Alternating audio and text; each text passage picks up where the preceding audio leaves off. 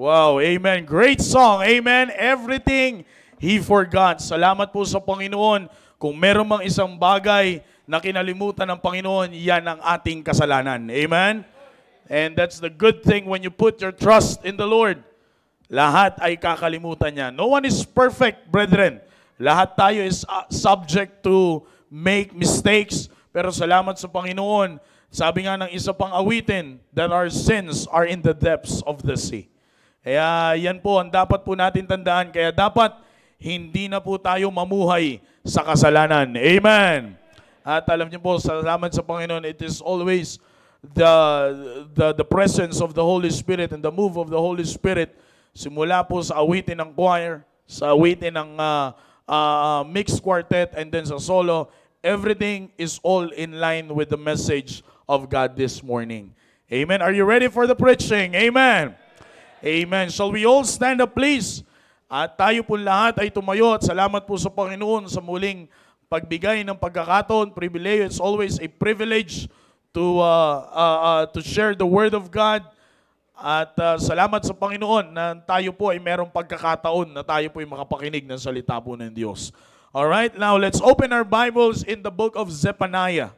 Yes po, may ganyang book sa Bible. Zephaniah, kung pare-parehas po tayo ng Bible, ang Zephaniah ay nasa page 1282 po sa akin. So, I don't know kung pare-parehas. Yan. Wag po kayo mahiya, no? Meron pong table of contents. Walang masama dyan, mga kapatid. Antayin lang po natin yung mga graduating at alumni ng Philippine School of Scriptures na makita po ang Parang nagulat sila. Zephaniah, parang meron ba nun? Yeah. Tama mo, umingay yung auditorium. Alright. Sige na, palabasin mo na. Zephaniah chapter number 3. Okay, Zephaniah chapter number 3. And mamaya po, follow me carefully, brethren. Babaybayin po natin ang background po ng talata po na ito.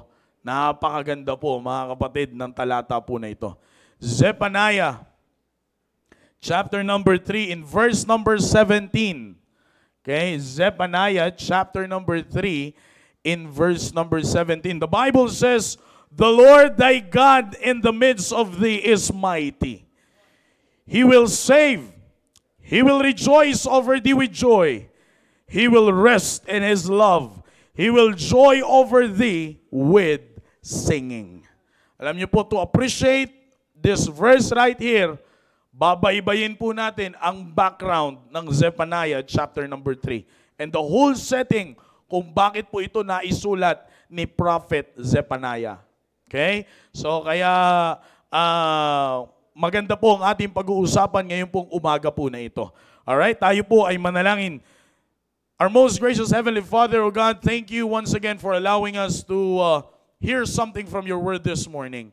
Kami po, Panginoon, ay nakikiusap po sa inyo na bigyan niyo po kami ng bukas na puso at bukas na kaisipan upang muli po naming ma-witness, Panginoon, ang inyo pong kadakilaan sa aming pong buhay.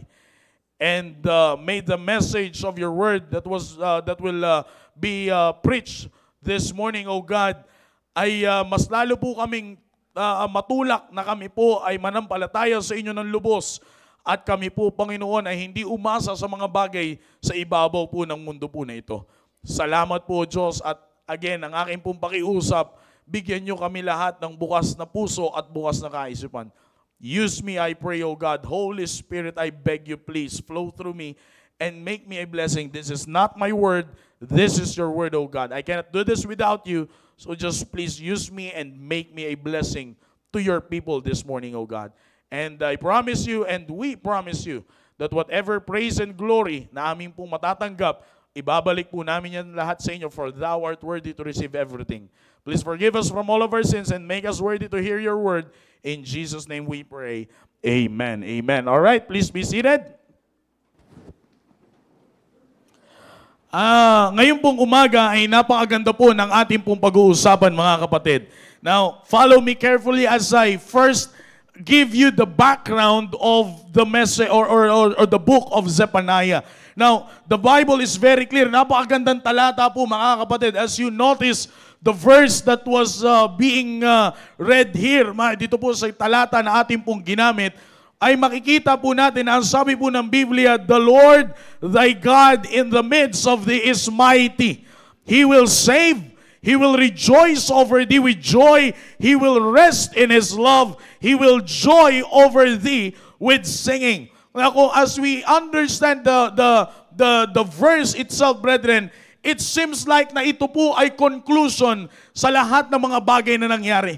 Now, kaya nga po natin babaybayin, mga kapatid, yung background for us more to appreciate what verse number 17 says. Alam niyo po, as we look through this verse, makikita po natin, and there will be no reason para hindi ka mapasigaw ng amen by just reading this passage right here. Dito pa lang sa first part ng verse na sabi dyan, the Lord thy God in the midst of thee is mighty.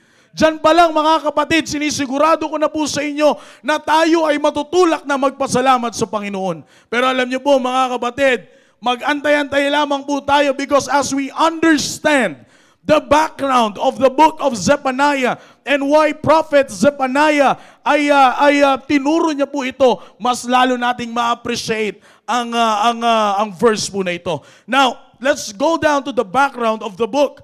The purpose of the book of Zephaniah is to shake the people of Judah. Ito po ay sulat ni Prophet Zephaniah para po sa mga tao, particularly sa Judah. Okay? Na ang purpose po nito is to shake the people. It means to wake up the people of Judah out of their complacency. Okay? Out of their complacency and urge them to return to God.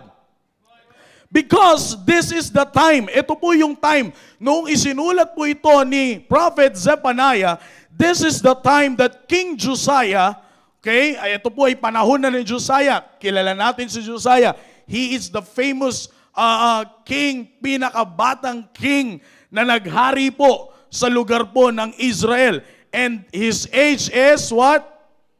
Sino pong nakakalam? 8 years old. Okay? 8 years old. Siya po ay napagkatiwalaan na inanoint ng Panginoon to be a king of Israel. Now, during his time and during the time of Prophet Zephaniah, this is the time that King Josiah was attempting to reverse the evil trend that was set by two previous kings, namely si Manasseh at si Amnon.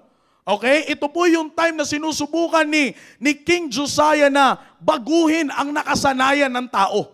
Sapagkat during the time of King Manasseh and King Amnon, ay talagang they did that which was evil, ang sabi ng Bible, in the sight of the Lord.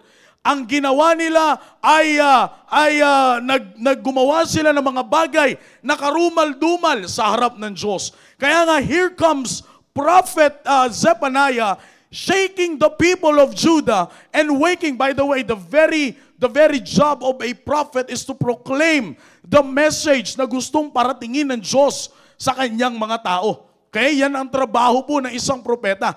Kaya nga dito po sa part po na ito, in-urge or ginigising ni Prophet Zephaniah ang mga tao sa Judah to get out from their complacency. Okay, and he urged the people, and he pushed the people to return to God. Bakit po? Sapagkat isa po yan sa mga nagtulak kay King Josiah. Alam niyo, ito po napakaganda eh.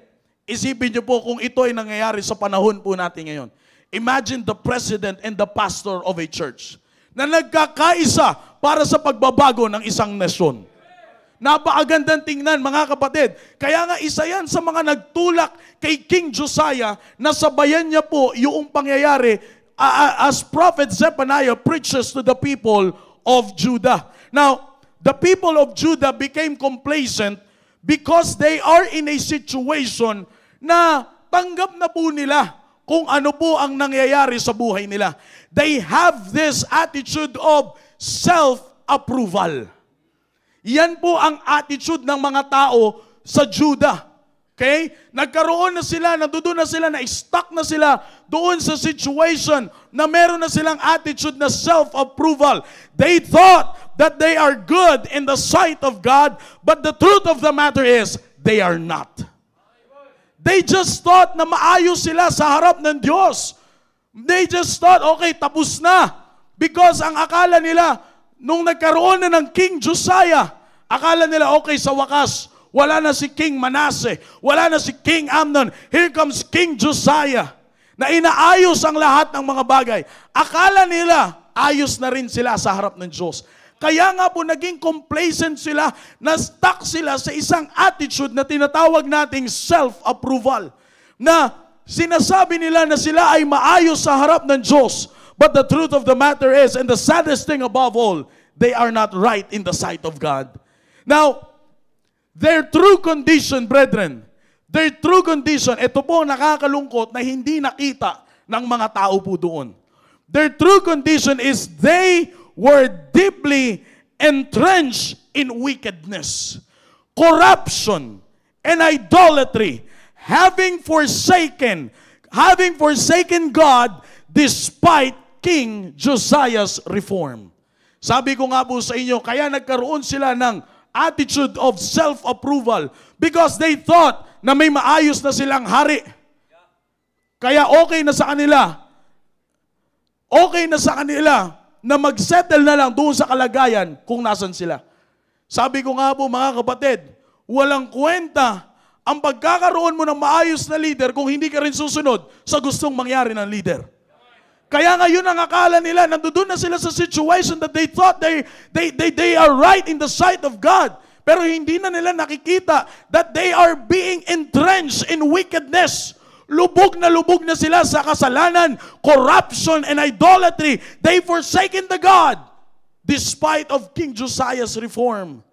There was a pervasive moral decay. Alam niyo po ba anong ibig sabihin yan, mga kapatid? Nandoon yung malaking pagbagsak ng prinsipyo at dignidad ng mga tao. And sadly, they don't even know that. They just approve, they just say that I am right. I am good in the sight of God. Why? Meron kaming maayos na hari. They just thought of it. Pero sabi ko nga po, during that time, there was a pervasive moral decay with corrupt officials, faithless prophets, and priests who profaned the law. They lived in spiritual arrogance, rejecting God's guidance and believing they were in control of their own destiny. Yan po ang kalagayan ng tao sa lugar ng Judah. Yan ang nakita ni Prophet Zephaniah. That is why Zephaniah urged them to return to God because he knew that all of these ungodly things will come to an end when the day of the Lord will come.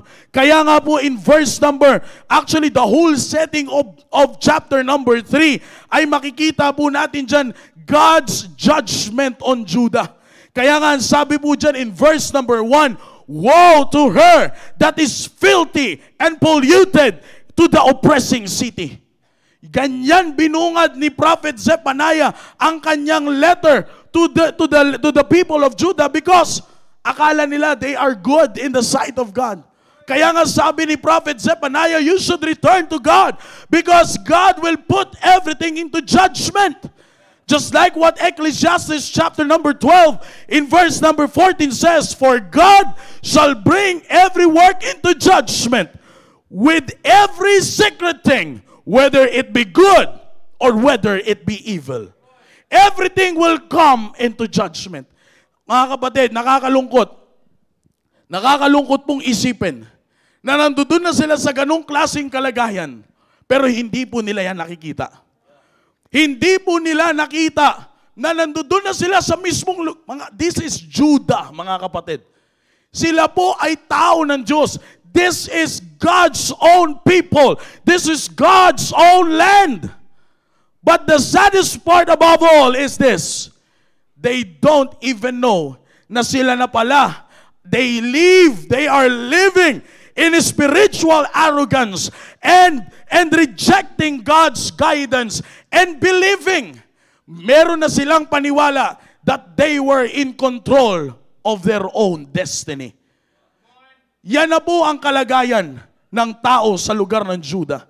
Brethren, if you're following our introduction, this is the perfect picture of what is happening in our world today. Ito po ang perfect picture ng nangyayari sa mundo po natin ngayon. Maraming tao ngayon ang namumuhay sa klase ng buhay ng gusto nila. Nagpapakasasa sa karangyaan ng mundong ito. They reject guidance in their life, but they don't even know that all of these things will be over soon, because God will put an end to the evil things, and God will put His wrath to those who harden their hearts. Yan po ang hindi nakikita ng tao po ngayon. If you will look to the left, if you will look to the right, kapatid, in front of you and in your back, ang issue ngayon ay kulang na sa pag-realize ng totoong kalagayan nila sa harap ng Diyos. If we will be honest this morning, sometimes we are too complacent. Nagkakaroon na po tayo ng self-approval na, yeah, I'm good in the sight of God. But if you will be honest, the truth of the matter is, we are not. Hindi po maayos ang kalagayan natin sa harap ng Diyos. Maaring pag tumingin ka, sabi ko nga po, tingin ka sa kanan mo, hearing dito, session doon. Duro dito, patayan dito. Rally dito, gulo dito. Kapatid, ngayon, alam natin, sikat na sikat at kumakalat sa social media ngayon. Isa sa mga inaabangang araw is the September 21. Alam, nagpaplano ang tao ng kasamaan, ng pagre-rebelde. Lahat po yan ay makikita. Same thing. Maraming nagpapakilala that they are true prophets of God. They are true preachers of the word. They are proclaiming God, but sad to say, in our world today, there are a lot of faithless prophets and priests who profaned the law. Binabago na nila, mga kapatid, ang sinasabi ng salita ng Diyos. But despite of all that, you know what's the best part of this, brethren? There is still hope. There is still hope. And brethren, may I remind you all this morning that hope is already rested to those people who put their life in the hands of the living God. Yung pag-asa, mga kapatid, ay nasa mga tao na nagkaroon ng tiwala sa kamay ng buhay na Diyos. At nais ko pong sabihin sa inyo, mga kapatid, sa aking pong pagkakaalam, yung mga tao po na yun, sila yung mga taong nakaupo ngayon dito sa loob ng bahay panambahan ng Panginoon, at wala na pong iba kundi ikaw at ako. Kapatid, ibig sabihin ko po ngayon, kung hindi pa natin nauunawaan, nasa atin na ang pag-asa. We have that hope. Alam natin, hindi tayo ignorante. Kung kayo po ay sumunod sa introduction kanina, same thing na nangyayari sa mundo natin ngayon. Sabi nga ni Solomon, there is nothing new under the sun. Lahat yan ay nangyari na noon. Ito po, itong present na nangyayari, you know that. Nanonood kayo ng balita, nakiki-comment pa nga kayo minsan eh. Galit nga din kayo minsan eh. Minsan nga nakapagmura kayo eh. Tapos sabay delete comment kasi naalala nyo may friend pala kayong taga-church. Diba? Minsan nga nakiki-comment din kayo, nakikisabay kayo sa gulo ng mundo. Pero mga kapatid, ito po ang tandaan natin. Magkagulo man ang mundo na ito, there is still hope. That's why just like Prophet Zephaniah, he urged the people of Judah, hey, don't be complacent about your situation right now. Return to God. Bakit, kapatid, may pag-asa pa? Lalo na yung mga taong ibinigay na nila ang kanilang buhay sa kamay ng buhay na Diyos. That is why, brethren, all we have to do is to focus on what God is doing for us right now and never put ourselves in a compromising situation so that we will all be a witness how deity unbound. That's the title of the message this morning, Deity Unbound. Pag sinabi po nating deity, brethren, it is a divine status, quality, or nature of God. Sa madalit sabi kung ibabalot po natin ito sa isang salita, this is the holiness of God. Pag sinabi naman po nating unbound, it means not bound or tied up. Kung nauunawaan niyo po mga kapatid ang dalawang salita na aking pong ibinaybay sa inyo ngayon, this means that there's nothing in this world that can stop the holiness of God. Magkagulo man ang mundong ibabaw na ito, heaven and earth will pass away, but the holiness of God will forever remain in our life.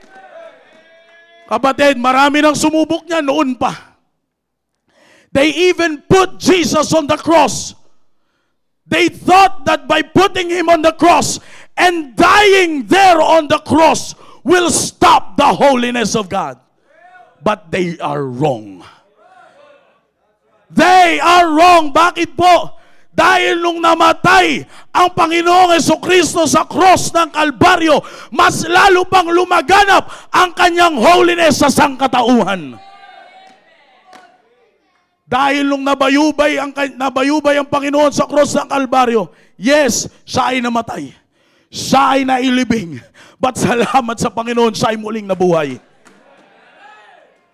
And He gave an invitation for those who receive Him. God gave the power to become the sons of God. Sinubukan ng dyablo na itempt ang tao na magkasala for him to know na baka ito na ang katapusan ng holiness ng Diyos. Pero hindi po hinayaan nyo ng Diyos. Ibinigay niya ang kanyang bugtong na anak para sa iyo at para sa akin, so that we will have an everlasting life. Kaya mga kapatid, huwag na tayong makidamay sa mga pangyayari sa paligid natin. Kapatid, huwag din tayong malungkot. O yan, nakakalungkot. Pilipino tayo eh. Yung makarinig ka ng ganong klaseng balita, na may pag-asa naman sana pala ang bayan natin. Pero yung makarinig ka ng ganong klaseng balita, nakakalungkot din naman po talaga. Nakakaasar nga po eh, di ba? Mapapatots ka na lang ng highs. Di ba? Mag-share ka ng mga sayings na patama sa gobyerno. Nakakalungkot. Pilipino po tayo eh. Pero nais ko pong sabihin sa inyo, you are not just an ordinary Filipino. Kristiyano tayo mga kapatid.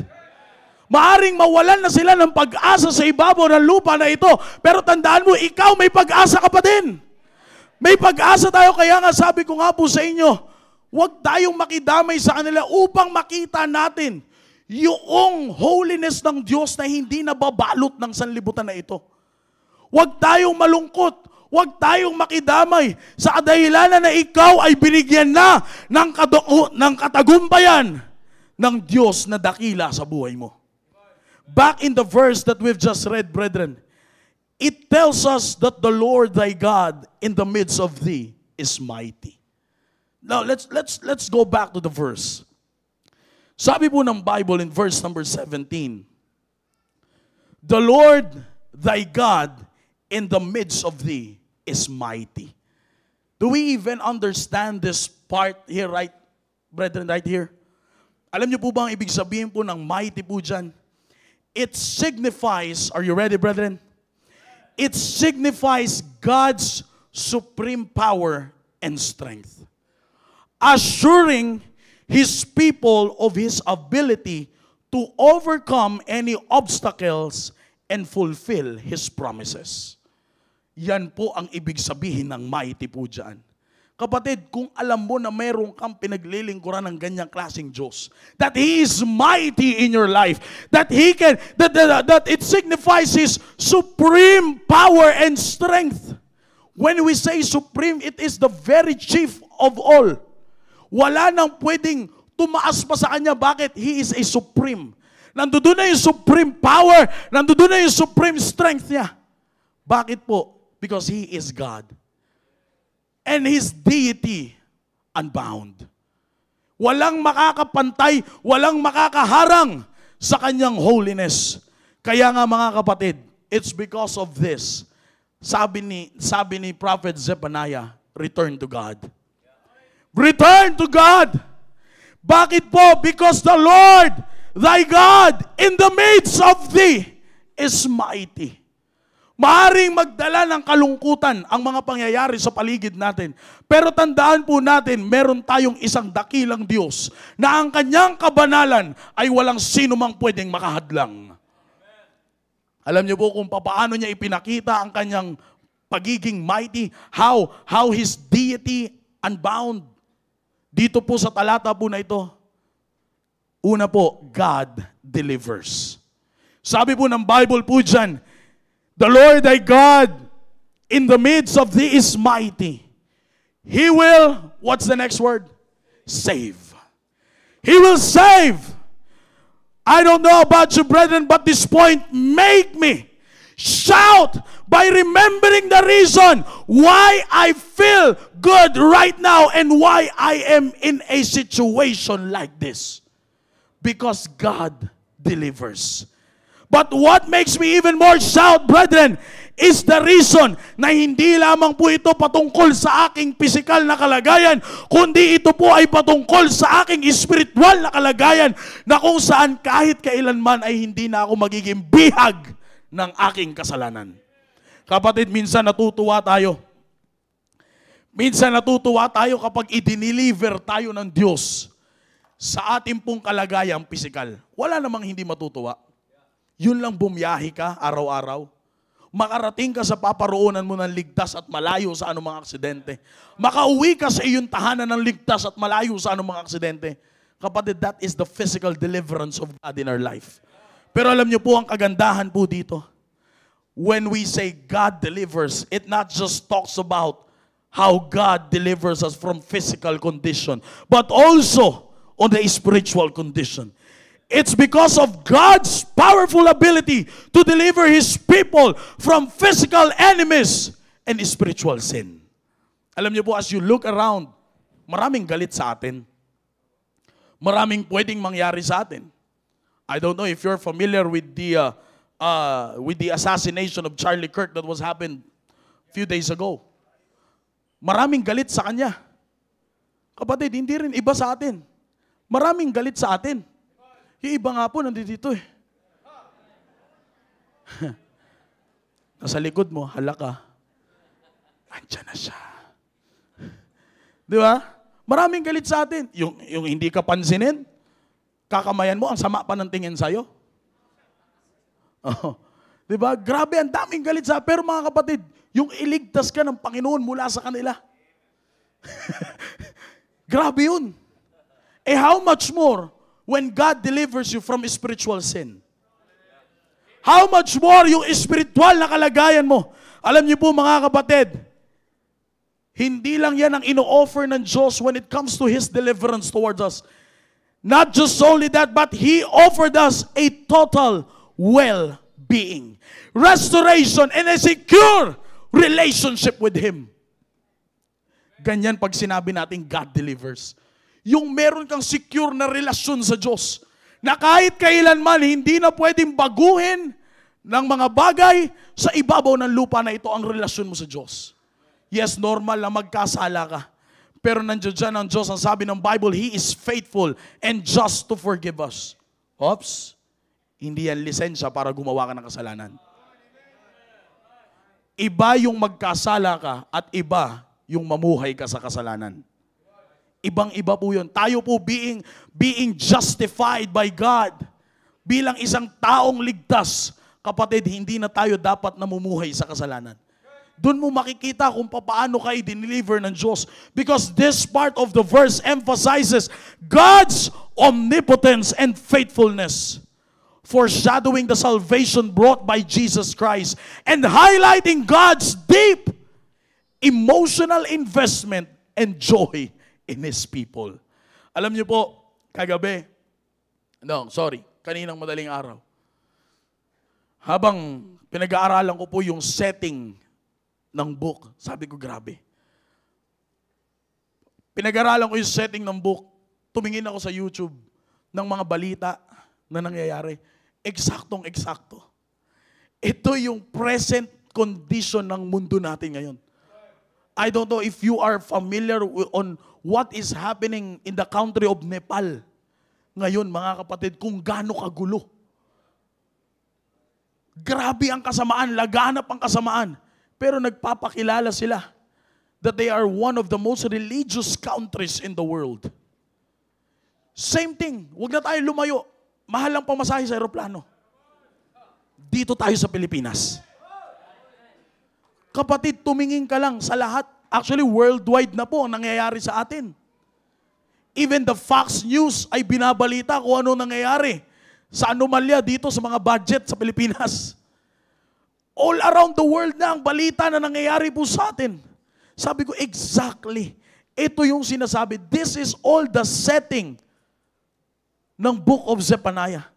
Pero hindi po ba tayo natutuwa na tayong mga nandito sa loob ng auditorium nito, salamat sa Panginoon, na hindi tayo nakakapit sa mga pangyayari sa ibabaw ng mundo na ito, kundi nakakapit po tayo sa ating secured relationship with our God because He delivers us from everything that is happening around us. Kaya nga, ganun na lang yung urge. Ganun na lang yung pag-push. Pagsabi ni Prophet Zephaniah, hey, people of Judah, return to God. Return to Him. Bakit? There is still hope. Gustong ipakita ni Prophet Zephaniah na tapos na kayo sa ganyang klaseng kalagayan. Matagal nang tinapos ng Diyos yan. Panahon pa ni Joshua, tinapos na ng Diyos yan. Panahon pa ni Moses, tinapos na ng Diyos yan. Pinalaya na kayo. Pinalaya na kayo sa lugar ng Egypt. You are not anymore the bondage of sin. Kaya dapat hindi na kayo mamuhay sa kasalanan. Kapatid, same thing. Maybe we can all be a witness on what is happening in our present nation ngayon pong araw po na ito. Pero hindi natin kailangan makidamay sa kanila. Hindi natin kailangan malungkot kagaya ng pagkalugmok nila. Because we can still enjoy our life. Because all the people inside this auditorium this morning, tayo po ay dineliver na ng Diyos. He saved us. That's why He is mighty. The God in the midst of us is mighty because God delivers. Not just only that, but God rejoices. God rejoices. The Bible says in verse number 17, the Lord thy God in the midst of thee is mighty. He will save. He will what? Rejoice. Rejoice over thee with joy. It means, brethren, that God, listen carefully, it means that God will actively and joyfully express His great delight towards His people. This is, brethren, a powerful image of uncontainable joy na meron po tayo sa piling ng Diyos. Nais ko pong sabihin sa bawat isa na wala na pong masihigit pa sa kasiyahan natin, sa kasiyahan na meron po tayo sa piling ng Diyos. I don't know about you kung meron kang maitutumbas dyan. Pera? Maitutumbas mo ba yan sa kasiyahan mo sa presensya ng Diyos? Yung pera na uubos, yung presensya ng Diyos walang hanggan. Kasikatan, bukas lang, hindi ka na trending. Maaring trending ka ngayon, mag-enjoy ka ng trending mo, young people. Mag-enjoy ka na at millions of views, millions of followers. Bukas na bukas, may mas mataas na sa'yo. Mauubos ang fame. Kaya if you will go after for those things, ang sabi po ng Proverbs chapter number 3 in verse number 31, envy thou not the oppressor and choose none of his ways. Huwag mo silang kainggitan. Huwag mong asam-asamin ang mga bagay na meron sila. Bakit? Wala ka nang maitutumbas sa presensya ng Diyos na meron ka ngayon. Kapatid, lahat yan mawawala. Yang iniimbestigahan nila ngayon, saglit lang yan. Mawawala rin yan. O ngayon po, alam naman natin, I'm not attacking any one of them. Pero alam naman natin yun, isa-isa nang kinukuha yung kutse. Wala na sa garahe. Oh, ang natira lang yung payong. Kung kinuha pa ni Yaya, wala na. Ubus na ang kayamanan. Ubus na ang karangyaan nila sa mundo. Pero salamat sa Panginoon, tayo mga kapatid, we didn't dwell in the things of this world, but we dwell in the presence of God. Kapatid, yung mamuhay ka, na alam mong paggising mo sa umaga, kasama mo ang Diyos. Maglalakad ka dyan, sabi nga na isang awitin, and He walks with me, and He talks with me, and He tells me I am His own.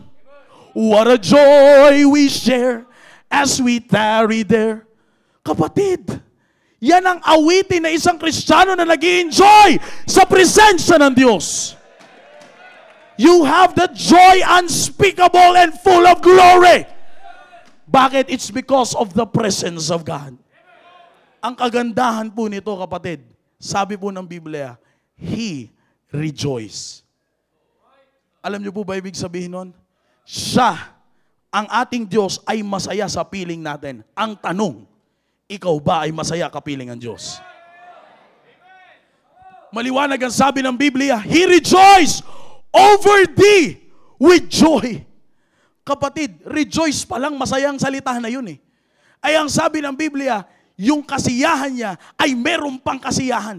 So that is the perfect picture of the uncontainable joy na meron ang Diyos pagkasama niya tayo. Now the question is, every time we walk with God, masaya din po ba tayo?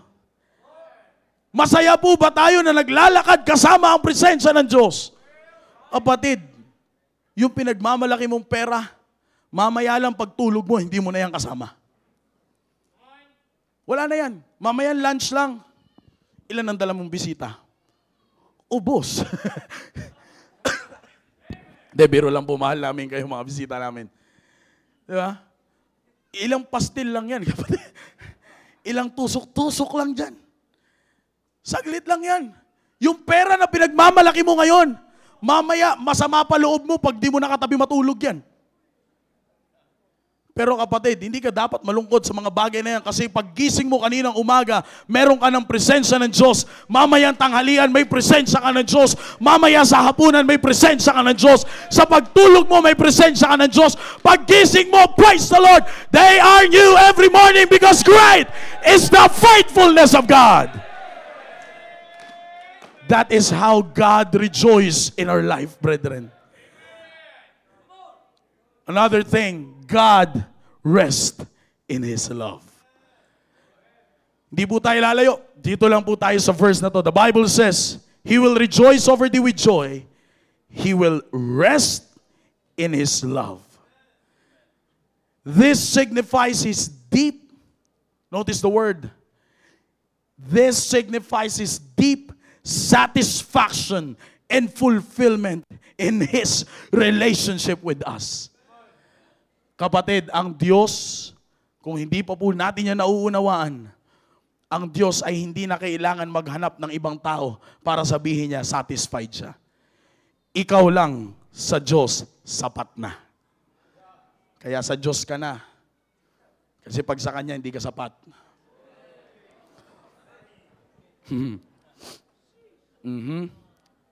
Thoughts, sabi ko na eh. Kapatid, God rests in His love. Brethren, if you are getting the point, kontento na ang Diyos sa Kanyang pagmamahal sa atin. God is already satisfied. Kaya nga sabi ng Bible, He rests in His love. Pagkasama niya ang taong redeemed, kontento siya sa iyo, kapatid. Kapag kasama niya ang kanyang anak, kontento siya sa iyo. Bakit? Alam niya na walang makakapigil sa kanyang pagmamahal at walang makakaawat sa kanyang pagmamahal. Because he knew that even tribulation or distress or persecution or famine or nakedness or peril or sword, neither death nor life nor angels, nor principalities, nor powers, nor things present, nor things to come, nor height, nor depth, nor any other creature shall be able to separate us from the love of God, which is in Christ Jesus. Kapatid, ganyan ang pagmamahal ng Diyos sa atin. Kontento ang Diyos, kapatid, na kahit anong nagawa mong kasalanan, kasama ka ng Diyos, kontento sa iyo ang Diyos. Kahit sino ka man, kontento sa iyo ang Diyos. Kahit sabihin mong wala na akong pag-asa, meron kang pag-asa dahil kontento na sa iyo ang Diyos. Kahit sabihin mong hindi ako pwedeng patawarin ng Diyos, ako yung isang taong walang pinapalampas. Kapatid, dahil alam ng Diyos na anak ka niya, kontento ang Diyos sa iyo. Thank you. Kapatid, minsan ang mahirap po sa atin, pag ang tao ay hindi na kontento, maghahanap yan ng ibang mga bagay para makontento siya. Pero ang tanong, I don't know about you, but this makes me excited, mga kapatid. Yung katotohanan, mga kapatid, na araw-araw tayo nagkakasala sa Diyos, pero yung katotohanan na malaman natin na kahit kailanman ay hindi nagsawa ang Diyos sa atin, isa lang ang masasabi natin, praise the Lord! Kapatid, alam mo yan. Alam mo kung anong kalagayan mo araw-araw sa Diyos. Despite of our unfaithfulness, God is still faithful in our life. Consciously and unconsciously, we sin against Him. Pero akalain mo, sabi ng talata, He is faithful. Ilan po sa atin ngayon, sabi nga ng ating mahal na pastor, ang hindi natin kayang patawarin yung mga taong nagkasala sa atin. Ni hindi mo kayang tingnan. Kung titingnan mo, isa lang. Pag lumipat dito, grabe yung pihit, parang repentance. Grabe ang pihit. Pero mga kapatid, di po ba natin nakikita ang ating kalagayan? Araw-araw, sa isip, sa salita, at sa gawa, nagkakasala tayo. But God rests His love in us. Kapatid, wala pa tayong narinig sa Diyos. Nagkasala ka? Paulit-ulit na lang ang kaso mo, ha? Sawa na ako sa'yo. Ayoko na sa'yo. Kapatid, ilan beses tayo nagkakasala sa Panginoon. Pero hindi mo narinig. Hindi naman po ako umaatake ng ibang magulang. Pero minsan, di ba, pag galit na tayo mga magulang, sawang-sawa na ako sa inyo! Layas! Sa tao yan. Pag nagkasala ka sa tao, unblock, unfriend, bash. Chismis dito, chismis doon. Pag dumating, ayan na naman. Nag-triple time pa. Ganyan pag nagkasala ka sa tao. Pero alam niyo po paano natin maiiwasan yan, kapatid? Isipin mo kapag ikaw nagkasala sa Diyos. Kahit kailan hindi ka ichinismis ng Diyos. Kahit kailan hindi ka sinabihan ng masama ng Diyos. Bagkos ang sabi pa sa iyo ng Diyos, anak, halika. Usap tayo. Usap tayo. Punta ka dito sa langit. Huwag naman. But my point here, brethren, is this. Kahit ano pang nagawa mong kasalanan, maulit-ulit man yan, hindi ka makakarinig na sa Diyos ng salitang, sawa na ako sa iyo. But ang invitation ng Diyos, come unto me, all ye that have heavy burden. Bring it to me. Ibigay mo sa akin yan, anak, masyadong mabigat yan para sa'yo. Ibigay mo sa akin yan. Hindi mo kaya yan, ibigay mo sa akin yan. Bakit mga kapatid? Sapagkat ang Diyos ay kontento sa kanyang mga anak. Kahit ano man naging kalagayan natin mga kapatid, hindi nawala ang pagmamahal ng Diyos. Nor things present, nor things to come. Hindi niya nothing shall be able to separate us from the love of God. After God delivers, after God rejoices, and after God rests in His love, finally, God celebrates. God celebrates. The last part of the book right there says, He will rest in His love. He will joy over thee with singing. This joy, brethren, isn't out of obligation, but this is a sincere delight, showing God treasures His redeemed. Ito pong pagsiselebrate ng Diyos sa kapatid, understand the point. God celebrates. Ibig sabihin, nagsiselebrate ang Diyos na kasama kanya ngayon. Di ba? Meron tayong tinatawag pag umalis ang tao, meron tayong tinatawag na despedida. Malungkot yun. Masaya lang yun kasi may pagkain eh. Pero, anong mas masaya sa despedida? Yung pag-welcome home mo sa kanya. Kaya nga kapag yung tao na nagkaroon ng despedida yung umalis at nakasama mo muli, di ba masaya ka? Di ba, sa mga OFW workers, kapag ang pamilya, isa sa mga pamilya nyo ay nagtrabaho sa ibang bansa, pag bumalik yan dito, kapatid, sobrang saya mo. Yung tipong tulog na nakatitig ka pa. Sabi mo, sobrang saya mo, bakit bumalik ka pa? Sa sobrang saya mo talagang nandun yung joy mo. Nagpaplano ka saan kayo pupunta. Ito yung mga lugar na pupuntahan ninyo. Ito yung mga magagandang resort. Ito yung magagandang malls. Ito yung mga bagay na gusto mong magawa. Nakasama siya. Kapatid, ganyan ang Diyos sa atin. Mula sa pagkalugmok natin sa kasalanan, nung muli tayong na-reconcile sa Diyos, that's why the Bible says, there is joy in heaven over one sinner that repented. Sandamakmak ang kasayahan sa langit. Nagsiselebrate ang kalangitan sa isang taong nagsisi ng kanyang kasalanan. Bakit ganun i-treasure ng Diyos ang kanyang mga redeemed? This is the reason why we have the joy unspeakable and full of glory, because God always celebrates His love toward us.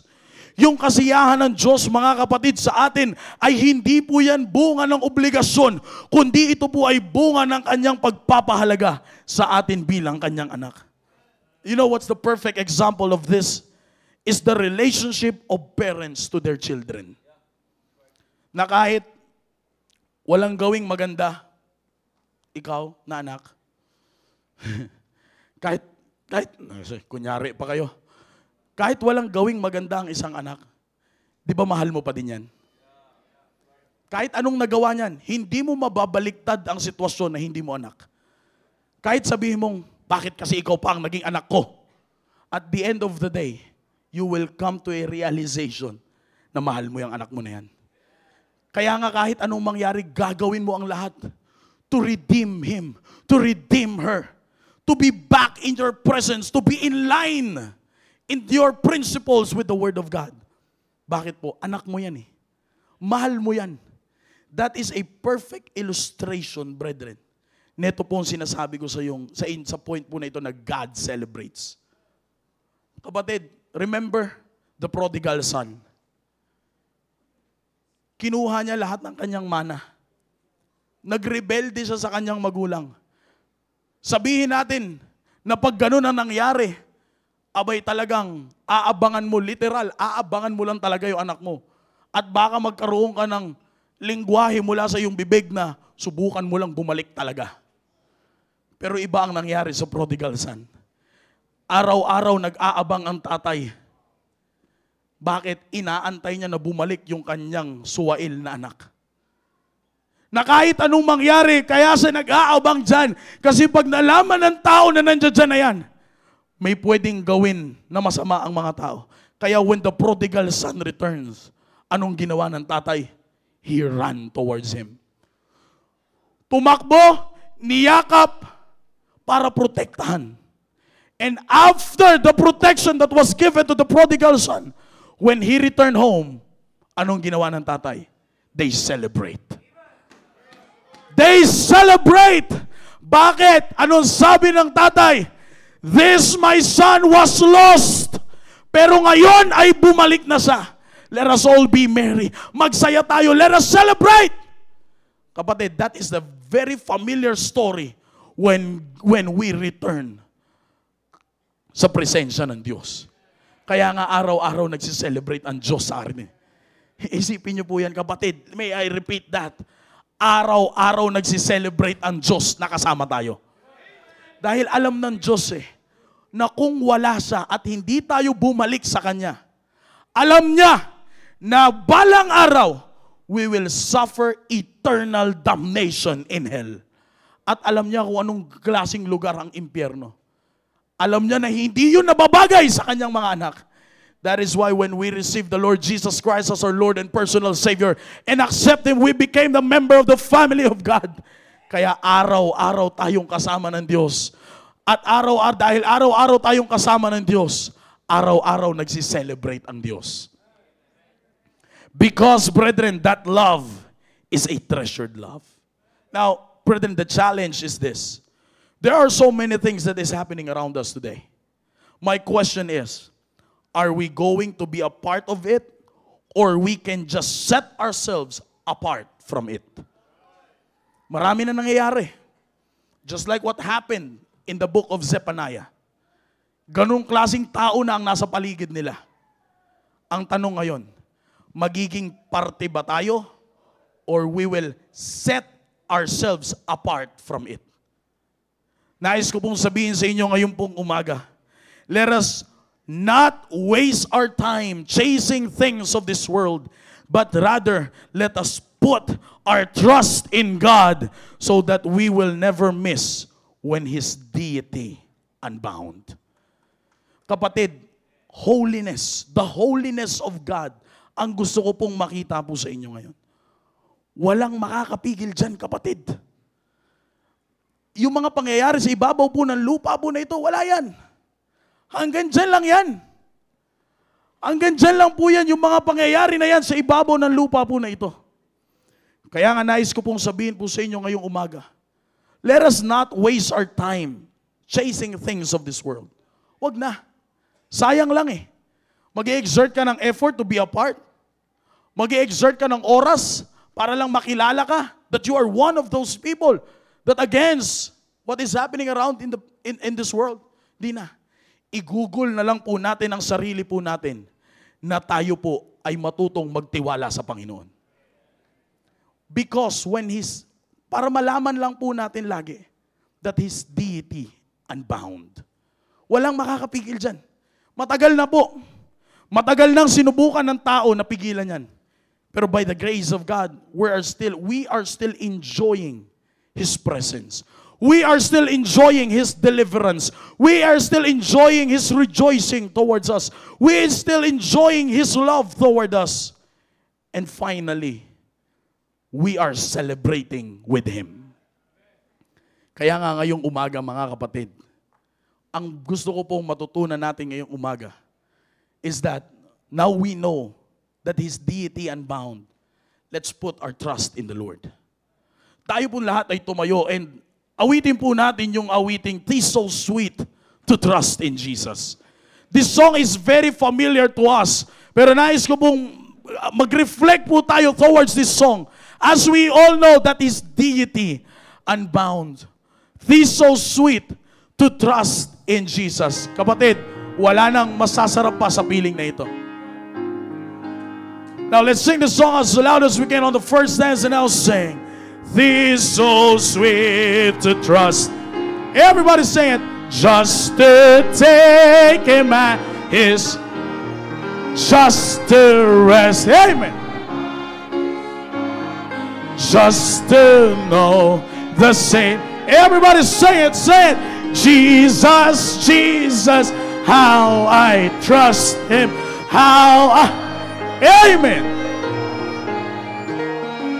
Jesus, precious Jesus, hope for grace to trust. Louder on the second, now sing, oh how sweet to trust in. That's it. Just to trust his cleansing blood, just in simple faith to plunge me neath the healing cleansing flood. Jesus, Jesus, how I trust him, how. Sing it as you believe the message of the song, brethren. Say it. Jesus, Jesus, precious Jesus, oh for grace to trust him more. Yes, 'tis sweet to trust in Jesus, just from sin and self to, here we go, sing it, just from Jesus' sin. This is what we long for, life and rest and joy and peace. Jesus, sing it.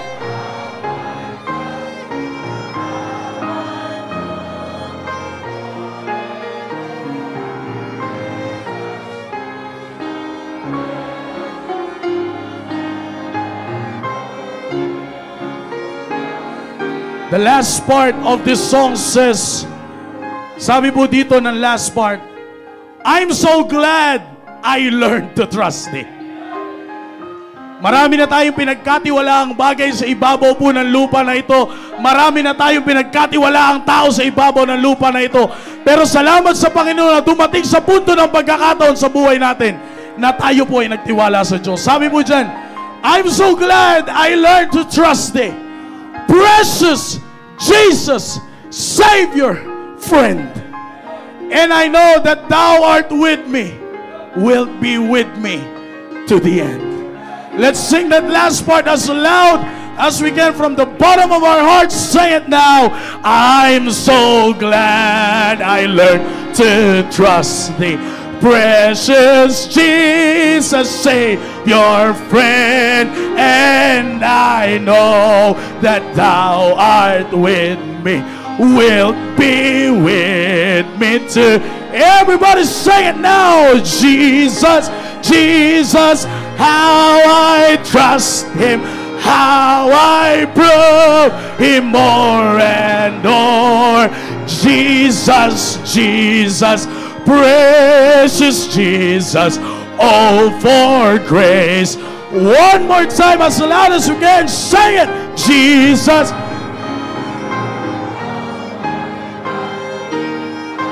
amen. Praise the Lord. Jesus, Jesus, precious Jesus, oh for grace to trust Him more.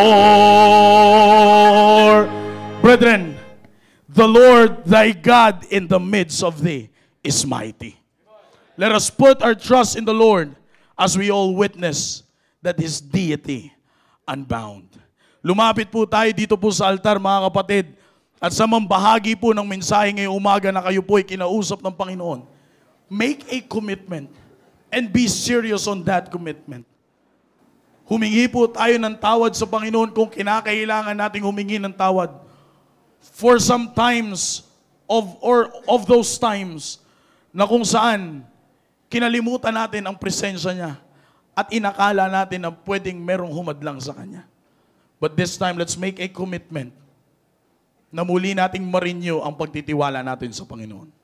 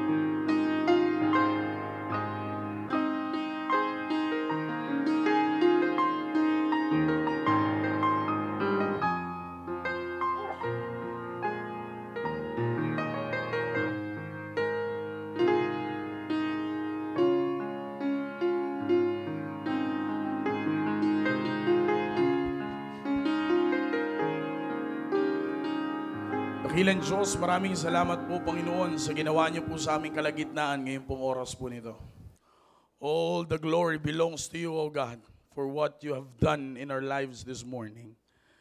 Tunay nga, Panginoon, na muli po ninyong pinamala sa inyo pong kadakilaan, ang inyo pong kabanalan, at muli niyo pong pinatunayan na walang sinuman at anuman ang pwedeng makahadlang sa inyo pong kabanalan, O Diyos, sa aming pong buhay. Thank you, O God, for being our God. And we're sorry for those times that we didn't put our trust in you.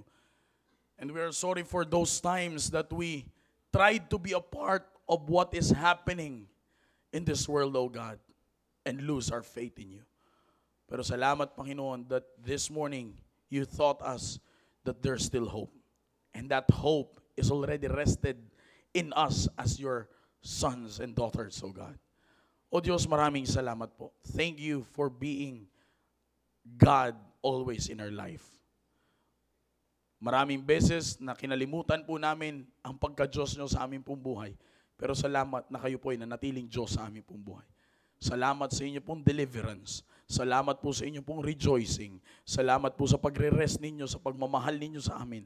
At higit sa lahat, salamat that you are celebrating with us every day of our life. May you find us faithful, O God, sa pag-renew po namin ng aming commitment ngayon pong umaga sa inyo. Salamat po. Once again, all the glory belongs to you. In Jesus' name we pray. Amen.